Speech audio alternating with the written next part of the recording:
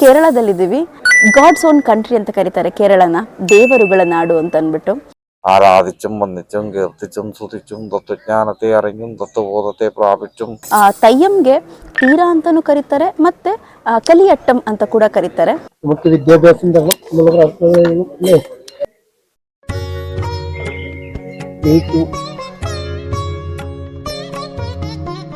ದೈವಾರಾಧನೆಯಲ್ಲಿ ಇರುವಂಥವ್ರನ್ನ ನಾವು ಪ್ರಶ್ನೆಗಳನ್ನ ಕೇಳಲಾಗುತ್ತದೆ, ನಮ್ಮ ಪ್ರಾರ್ಥನೆಯನ್ನ ಸಲ್ಲಿಸಲಾಗುತ್ತದೆ.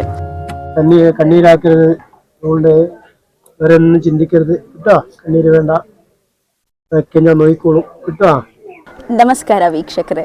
ಅನಿಕೇತನ ರೂಪಗಳನ್ನು ದಾಟಿ ನಾಮಕೋಟಿಗಳನ್ನು ಮೀಟಿ ಹಾರುತ್ತಿದೆ ಅನಿಕೇತನ ದಿಗಂತದೆಡೆಗೆ. ಅನಿಕೇತನ ಕರ್ನಾಟಕದ ಹಲವು ಭಾಗಗಳಲ್ಲಿ ಇರುವಂತಹ ಆಚರಣೆ, ಸಂಸ್ಕೃತಿ, ಸಂಪ್ರದಾಯಗಳನ್ನು ನಿಮಗೆ ಒಂದಷ್ಟು ಮಟ್ಟಕ್ಕೆ ಸಾದರಪಡಿಸಿದೆ.